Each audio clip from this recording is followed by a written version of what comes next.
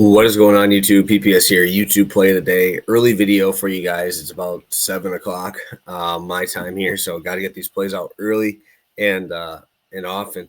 Obviously, I'm gonna have some stuff happening later in the day, so I want to get some plays out for you. We're going to be heading over to college basketball today. An amazing slate today. Should be a fun one. Full day of UFC. Excited for that. For some VIP guys as well. So. Yeah, it should be fun. I'm actually really looking forward to.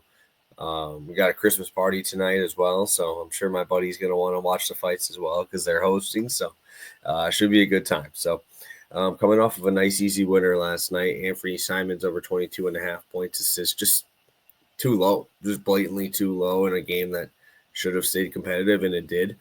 And I think he ended up with like 37. He had 30.7 assists. It was one of the easier ones I've hit in a while, but always feel good about that. And heading into today, I'm excited to get after it here. So I hate having to continue to play the same teams, but I have a reason for doing so, and obviously really like these spots. Coming off of an L on our last one with Kentucky, I'm going to head back to those guys today.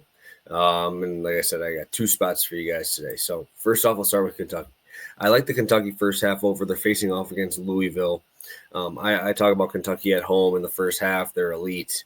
Louisville's pretty average in terms of first half scoring.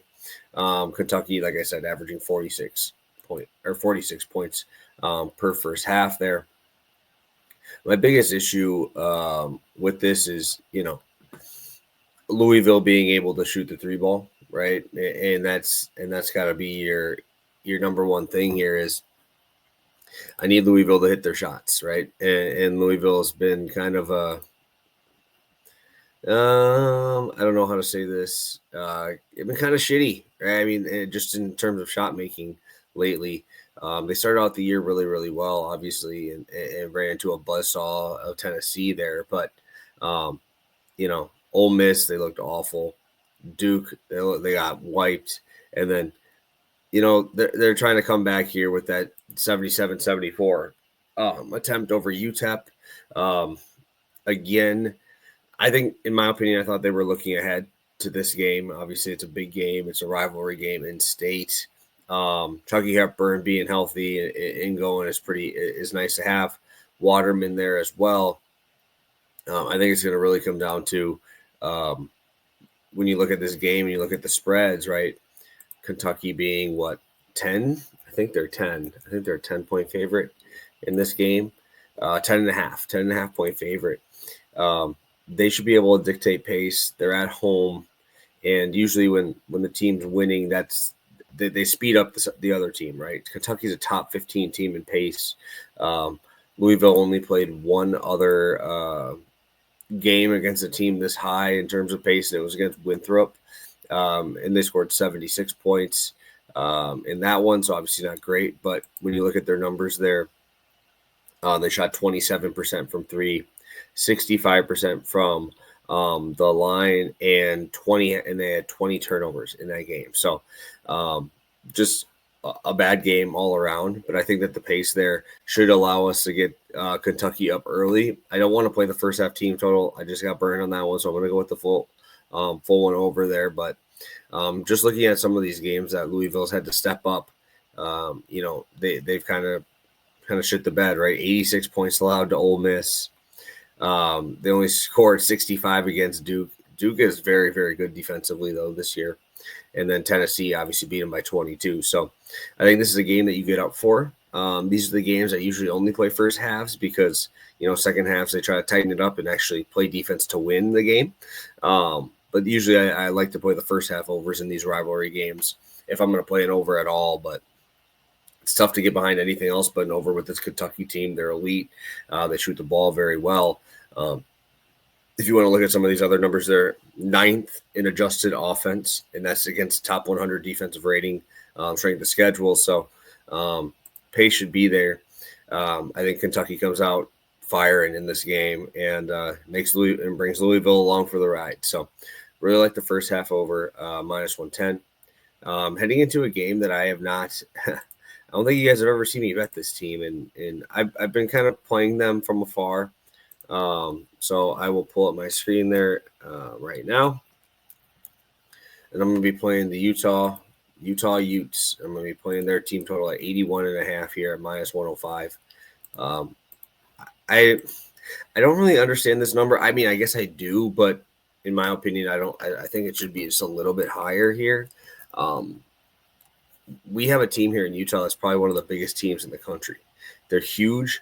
They have a 7-footer on the inside, their second leading scorer, third leading scorer, 6'8" senior.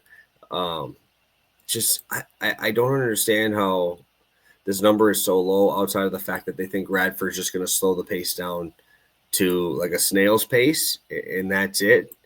But you have Utah at home. They're in the elevation. We have Radford as 19-point dogs. So they should have to speed up their tempo because they're like bottom 50 in terms of tempo. But there's just no size, right? They have 1 6'8" guy that's going to be competing with these dudes in the paint. Also, Radford has been atrocious at guarding the 3-ball. They're bottom 50 in that category. And they got the Madsen boys over in Utah, both shooting over 35%. The leading scorer of their team shooting 43% from 3. So that's just another thing to add on that I don't like. And this is just a brutal stretch, too, because you're going to Utah and then you play at Colorado State. 2 elevation games back-to-back, middle of the season, before conference. Like this is a tough spot, man. This is a really tough spot. And just looking at Radford too, they're number 2 in luck. I don't usually look at that a ton, but I thought that was kind of interesting. And they've played nobody. Right? Outside of Clemson, they've played like Evansville, South Virginia, Old Dominion. When they stepped up and played Clemson, they got beat by 28. When they stepped up and played Pittsburgh in the first game of the season, they gave up 96. I think we're just getting a spot here where you look at who they've played lately. They've played no one. They've been looking good in those games, but what does that tell me? It doesn't tell me anything. And Utah is running out here with dudes, right? These guys are legitimate big-time guys. And I just have a tough time seeing Utah not blowing these dudes out and scoring a lot of points on them, right? Just to kind of give a little background here, they scored 88 on Eastern Washington, a team I like.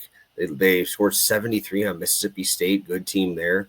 Another team that they went down to, Alcorn State, 100 points. Central Arkansas, 98 points. When they take this step down, they put up some numbers. So sign me up for Utah at home, Saturday game. I think they're going to blow them out here. I think it's a big game for them. So Utah Utes, team total over 81.5, minus 105.